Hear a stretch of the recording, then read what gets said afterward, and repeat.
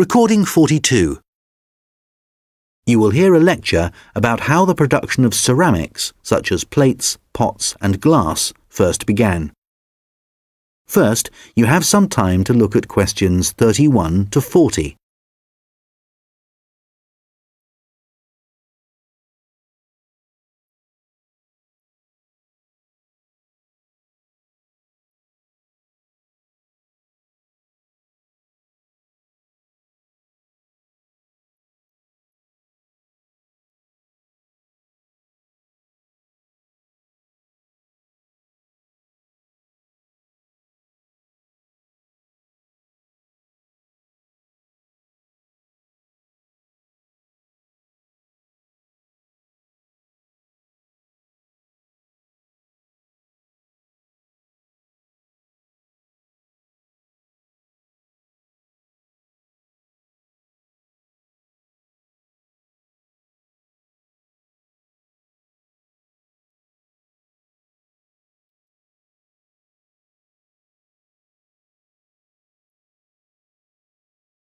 Now listen carefully and answer questions 31 to 40.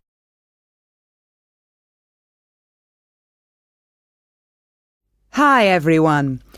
Today I'm going to be talking about the origins of ceramics. So first of all, let's start off with, what is a ceramic? Well, generally speaking, ceramics are what you get when you apply heat to certain inorganic, non-metallic solids and then allow them to cool. And examples of ceramics are everyday things like earthenware pots, crockery, glassware, and even concrete. So how did it all begin? Well, it all started around 29,000 years ago, when humans discovered that if you dig up some soft clay from the ground, mould it into a shape, and then heat it up to a very high temperature, when it cools, the clay has been transformed into something hard and rigid. And so what did those first humans do with their discovery?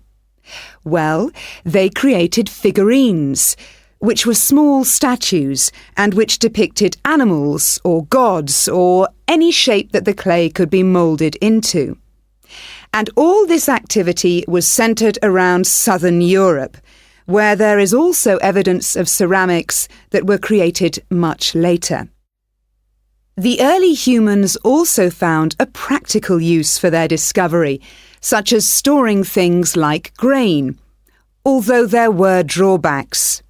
The pots were porous, so that although they could carry water in them, it wasn't possible to store it over a long period.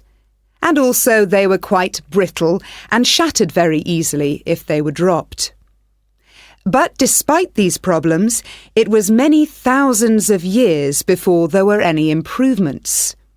In China, at around 200 BC, they discovered that by adding minerals to the clay, they could improve both the appearance and the strength of the ceramics.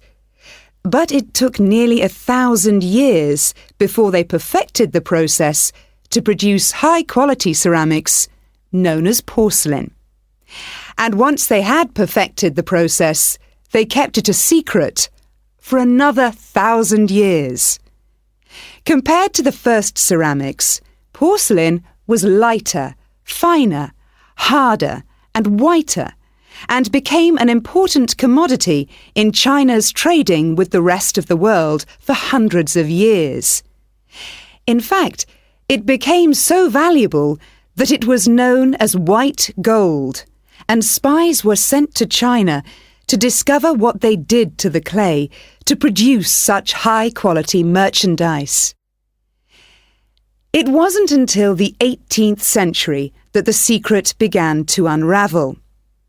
A German alchemist called Johann Friedrich Böttger was asked by the king to make gold out of lead. Unfortunately, Böttger failed to achieve this and soon gave up. But in order to please the king, he attempted to make high-quality porcelain. And after many years of experimentation, he discovered that by adding quartz and a material called China stone to very high-quality clay, he managed to get the same results that the Chinese had been achieving for the last 1,000 years.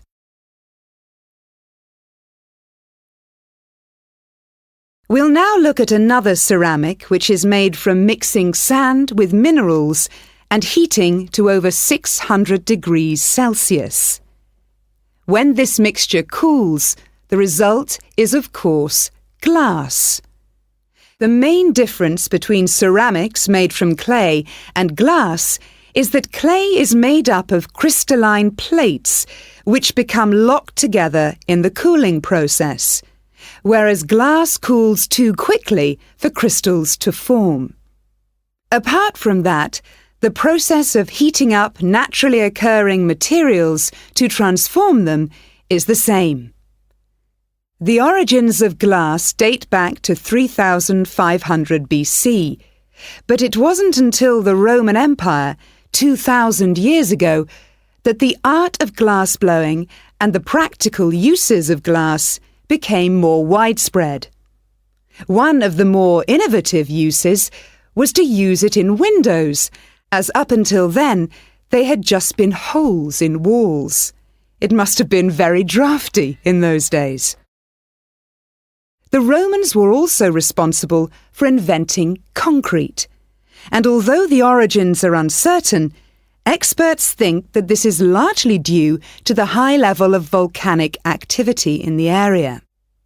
The Romans observed that when volcanic ash mixes with water and then cools, it gets extremely hard and almost impossible to break up. The chemical reaction that follows is very complex and continues for many years, and the concrete just keeps getting harder. Evidence of this are the numerous Roman remains that are still standing, many of which are almost completely intact. One of the most important facts about concrete for the Romans was that it can be created underwater.